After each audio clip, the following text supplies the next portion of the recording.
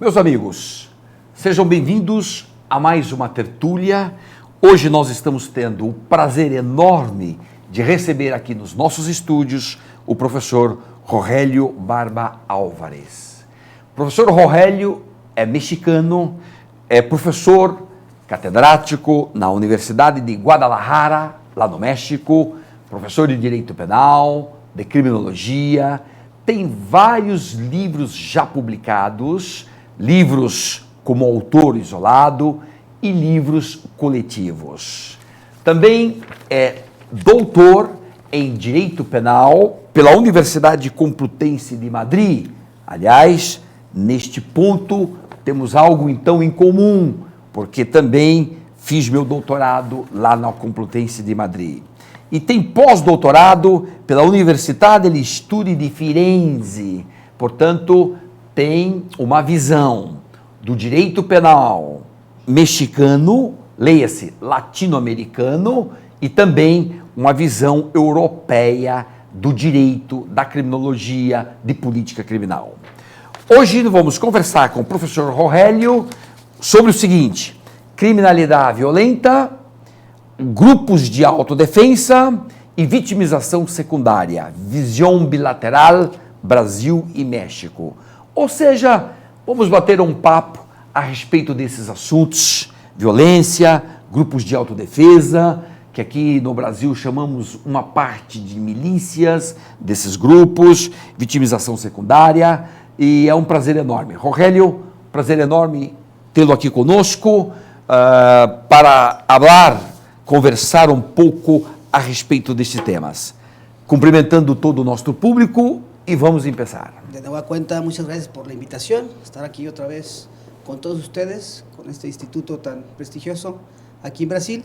Bueno, aquí yo quiero compartir pues un problema criminológico que se debe de atender desde un punto de vista garantista, desde un punto de vista legal, y que bueno, que ha mantenido ocupado al sistema político mexicano, y tiene que ver con las autodefensas. Las autodefensas es la sociedad organizada en ciertos estados de la República para poder asegurar, ¿sí?, y garantizar sobre todo esa armonía que se perdió con la delincuencia organizada. Entonces tenemos delincuencia organizada en varios puntos, varios estados de la República, que ha empujado a la sociedad a organizarse, puesto que el Estado no ha podido ser capaz de garantizar la seguridad y bueno, el bienestar de esas familias, de esos estados. Estamos hablando que han surgido varios grupos de autodefensa bien organizados. ¿Cuántos con armas. Hoy, Rogélio? Bueno, en los estados del norte, del centro y del sur principalmente, pero donde se ha recrudecido el problema es en Michoacán.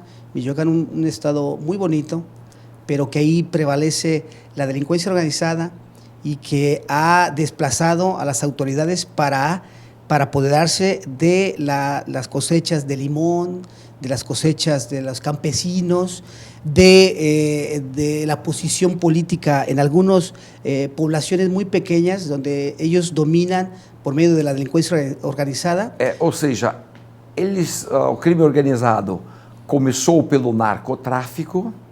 Comenzó por el narcotráfico, pero ahora ya se dedican a otro tipo de delitos. E já vão tomando conta de várias partes e de comércios lícitos, inclusive. Sí, porém, lícito, sí. Nas mãos do crime organizado. ¿Eh? Entonces lo que hacen es cobrarles plaza o cobrarles un Una dinero, tasa, la tasa mensual a los comercios establecidos. Ese comercio, además de pagar al gobierno, le paga a la delincuencia organizada. Entonces, ya cansados de eso, la sociedad se organizó para expulsar, para repeler, puesto que el gobierno no podía ser capaz pues, de poder desplazar la delincuencia organizada. Ou seja, do ponto de vista filosófico, o que está passando no México hoje, que o Estado não chega e o povo precisa se organizar, é um rompimento absoluto do contrato social. Sí, es un rompimiento del contrato social, pero sobre todo emerge la delincuencia de reacción.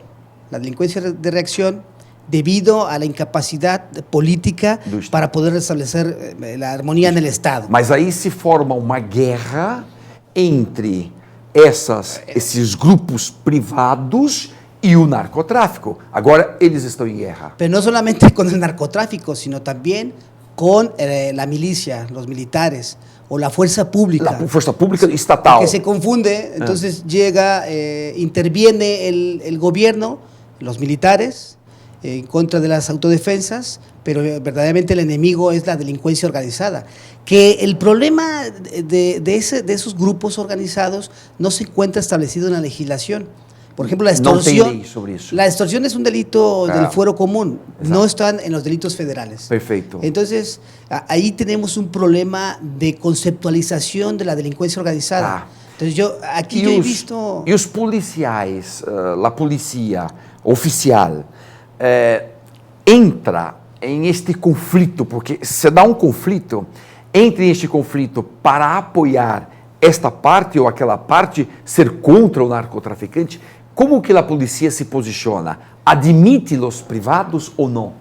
Bueno, ahora se ha firmado un tratado, un convenio pequeño en las autodefensas en ese estado, que es el estado de Michoacán, que es el que tiene el problema mayúsculo, y se ha conciliado con todos los grupos de autodefensa para hacer frente a la delincuencia organizada, pero ya desde un punto de vista ya institucional, ya de manera colaborativa entre los grupos de autodefensa y el Estado. Porque había una confusión de estos grupos de autodefensa que estaban respetando o más bien resguardando sus derechos en contra de la delincuencia organizada que se ha desbordado en ese Estado. Sim, na medida em que o povo faz isso, está cumprindo rigorosamente o que o filósofo inglês, no século XVII, John Locke, dizia, que nós cedemos parte da nossa liberdade ao Estado para ele nos dar segurança. E quando o Estado não cumpre o papel dele, então nós temos o direito de rebelião, de revolução, o direito de derrubar o governo e por aí afora. Claro, no fundo é isso. Y también, bueno, el artículo 17 constitucional establece que no se puede hacer justicia por su propia mano. Perfecto. Entonces, pero de esta manera, cuando no llega esa seguridad o ese apoyo del Estado, pues se tiene que organizar de otra manera para hacerle frente, ¿no? Porque bueno, hay muchos casos y muchas historias muy tristes que han pasado en ese Estado y que han obligado a esta gente a organizarse. Entonces, ahora han empezado por el Estado de Michoacán, pero hay grupos de autodefensa en 8 o 9 estados de la República, como En el Sonora. total, ¿cuántos estados son hoy en México? Son 32. 32. Pero los que tienen problema es Sonora, Jalisco con algunos municipios, Michoacán, que es el que tiene el problema mayúsculo, Chiapas en el sur de la República, el Estado de México en el centro, Morelos, Guerrero, Oaxaca, Veracruz, Quintana Roo, Chihuahua, Tabasco, San Luis Potosí y Puebla. Yo creo que aquí hace falta una política integral para poder establecer seguridad a los ciudadanos de una manera más pacífica y desde el punto de vista pues, más inteligente, ¿no? Isto, quando el narcotráfico estava em guerra com os policias del México, havia muitíssimos muertos. Por exemplo, houve ano que em México se han matado 25.000 pessoas, 30.000 pessoas. E agora continuam essas mortes e, sobretudo, entre a autodefensa e os narcotraficantes, estão se matando entre eles ou não? Sí, bueno, las cifras de muertos o de ejecuciones o delitos violentos por parte de la delincuencia organizada ha bajado considerablemente, porque la política anterior del presidente de derecha, bueno, tenía una política más mediática sobre la utilización del poder frente a la delincuencia. De esta manera, el nuevo presidente ha buscado más utilizar la inteligencia para poder combatir la delincuencia y ha retirado de las calles a los militares.